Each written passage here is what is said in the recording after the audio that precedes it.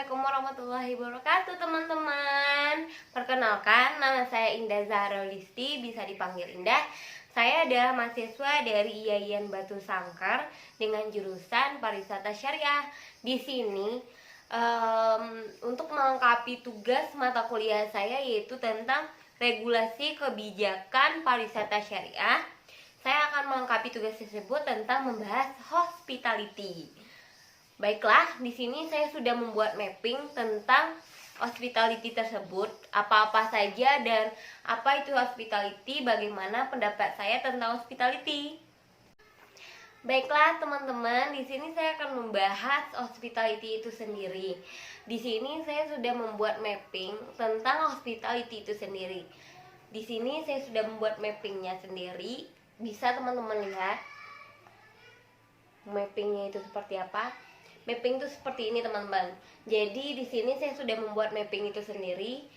Di sini seperti yang teman-teman lihat bahwa hospitality itu ada cangkupan dan ada berkaitan satu sama lain. Di sini bisa kita lihat hospitality itu ada 4. Yang pertama, keramah tamahan, kesopanan, keakraban, saling menghormati. Jadi dapat disimpulkan bahwa hospitality itu adalah keramah tamahan kita kepada wisatawan atau pengunjung, atau cara kita akrab, terus kita menghormati mereka sebagai wisatawan, dan kesopanan kita terhadap mereka dan juga mereka sopan terhadap kita. Jadi di sini hospitality itu menurut Robert Christgau yaitu hospitality adalah tempat di mana wisatawan dapat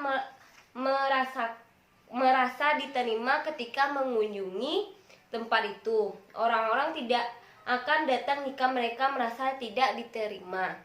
Jadi dapat disimpulkan bahwa hospitality itu sendiri adalah cara kita kepada pengunjung, apakah kita ramah, terus kita sebagai host atau sebagai pemberi layanan wisata, apakah kita itu sudah melakukannya dengan benar. Dan kita harus ada 4 yang tadi teman-teman, yaitu keramah tamahan, kesopanan, keakraban, dan saling menghormati tersebut. Jadi kita sebagai host atau sebagai tamu dalam dunia wisata, kita harus ada 4 tersebut, yaitu keramah tamahan, kesopanan, keakraban, dan saling menghormati.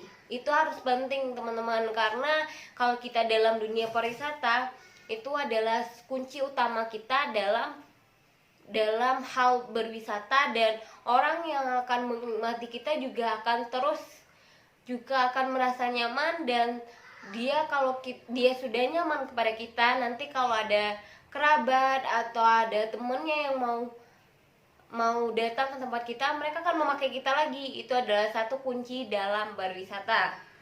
Jadi di sini kita akan bahas lagi ruang lingkup dalam hospitality. Di sini sudah dikaitkan bahwa ruang lingkup hospitality itu ada 9 teman-teman. Yang pertama, bidang perhotelan, restoran, dunia hiburan, resort, spa, nice, air sport, dan lembaga perawatan, juga klinik privat. Di dunia hospitality itulah bidang-bidang yang bergerak dalam jasa. Dalam perhotelan, seperti ruang lingkupnya perhotelan itu, apakah dia ramah dalam melayani kita, atau apakah dalam dunia hiburan dia bisa sopan atau dia akrab. Terus dalam resort, apakah pelayanannya baik, apakah dia sopan, atau kita saling menghormati satu sama lain. Dan semuanya itu berkaitan teman-teman. Jadi itu sangat perlu dalam dunia pariwisata. Dan selanjutnya kita akan bahas tentang peran hukum. Peran hukum dalam hospitality itu ada 3. perencanaan, pelaksanaan, dan pengawasan. Di sini saya sudah mendapatkan bahwa permen atau hukum fatwa atau sebagainya telah mengeluarkan tentang hospitality itu sendiri, tapi di situ tidak dijelaskan secara ringkas dan tidak dijelaskan secara detail, tapi ada masuk ke dalamnya seperti yang di sini. Ada permen peraturan Menteri Pariwisata dan Ekonomi Kreatif Republik Indonesia. Di sini sudah dijelaskan ada 3 poin tadi: perencanaan, pelaksanaan, dan pengawasan. Di sini sudah dijelaskan. Di sini ada ketentuan umum pasal 1. Dalam peraturan menteri ini dimaksud dengan sistem manajemen pengamanan, kan masuk pengamanan, yang selanjutnya disingkat SPM. SMP adalah bagian dari manajemen secara keseluruhan yang meliputi struktur organisasi perusahaan, perencanaan, tanggung jawab, pelaksanaan, juga prosedur, proses, dan sumber daya yang dibutuhkan bagi pengembangan, penerapan, pencapaian, pengkajian, dan pemeliharaan kebijakan pengamanan dalam rangka pengendalian risiko yang berkaitan dengan kegiatan usaha guna mewujudkan lingkungan yang aman, efisien, dan produktif. Di sini juga dijelaskan hotel itu seperti apa, hotel itu adalah, terus manajemen puncak adalah, terus pengamanan swarga, bencana alam itu adalah, ancaman adalah, kejadian, dan berbagai macam lainnya. Jadi kalau di sini hotel itu adalah penyediaan akomodasi secara harian berupa kamar-kamar di dalam atau satu bangunan yang dapat dilengkapi dengan jasa pelayanan, makanan, dan minuman, kegiatan hiburan, serta fasilitas lainnya. Jadi permen juga menyatakan istilah-istilah dan apa itu hotel seperti itu. Juga di sini bab 2-nya tujuan dan prinsip sistem manajemen pengamanan hotel ada juga di sini. Dan masuk dengan itu kita tadi. Enggak, bab 3-nya, maaf sorry teman-teman. Bab 3-nya ada persyaratan dan penerapan sistem manajemen pengamanan hotel. Yang bab 4-nya baru tentang pembinaan dan pengawasan, ada dalam peran hukum tadi kan. Di sini pengawasannya yaitu pasal 8 tentang pengawasan, yaitu pengawasan sebagaimana dimaksud dalam pasal 5 dilaksanakan melalui audit SMP hotel dengan tahapan.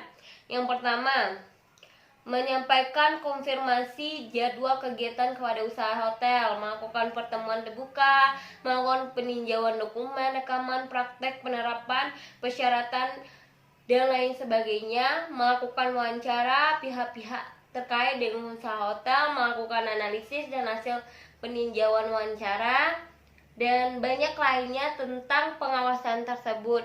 Kak, teman-teman bisa lihat dalam permen sistem manajemen pengamanan hotel dengan rahmat Tuhan. Sistem manajemen pengamanan hotel di sini. Teman-teman bisa lihat di sini. Di sini ada perencanaan, pelaksanaan, dan pengawasan. Itulah mapping dan hasil tugas mapping saya.